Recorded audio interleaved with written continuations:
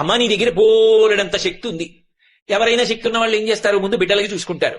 పెద్ద కొడుకు విఘ్నేశ్వరుడికి ఏమైనా చేద్దామంటే ఏం చెయ్యాలి, ఆయనే పరమశక్తి వద్దు, ఇంకా నువ్వు ఆయనకేం చెయ్యక్కర్లా. ఇక రెండో వాడు సుబ్రహ్మణ్యుడు మహాజ్ఞాని, ఆయనకేమీ చెయ్యక్కర్లా. మీ ఆయన మహానుభావు అమ్ముణ్ణి కలిచేశాడు, ఇంకా ఆయన వివాహం ఎందుకు చేసుకుంటాడు. కానీ అలాంటి వాణ్ణి తపస్సు చేసి ఉంచి మెడలో తాళి కట్టించుకోడు, నీది కదా గొప్పతనం. కాబట్టి నువ్వు శంకరుడికి ఏం చేస్తావు నీ శక్తితో, ఏమీ చెయ్యక్కర్లా, ఆయన మహానుభావుడు. మరి నీ శక్తి అంతా ఏం చేస్తావు, పెద్ద కొడుక్కి నువ్వేం చెయ్యక్కర్లా, రెండో వాడికి చెయ్యక్కర్లా, మీ ఆయనకి చెయ్యక్కర్లా, మీ శక్తిని అంతటిని ఏం చేస్తావు అంటే నన్ను వచ్చి అడగక్క. ఎవడైనా వచ్చి ఆవిడ దగ్గర ఇలా వంగితే చాలట, అప్ప ఒక్కడ దొరికాడు రాని ఇవ్వడానికని ఇచ్చేస్తుంది. అమ్మా అప్పుట్ట నువ్వు సంతోషంగా నవ్వుతుంది తప్ప, నా దగ్గర ఉన్నది ఇవ్వడానికి ఇవాళుడు దొరికాడు రా నాకని సంతోషిస్తావమ్మా.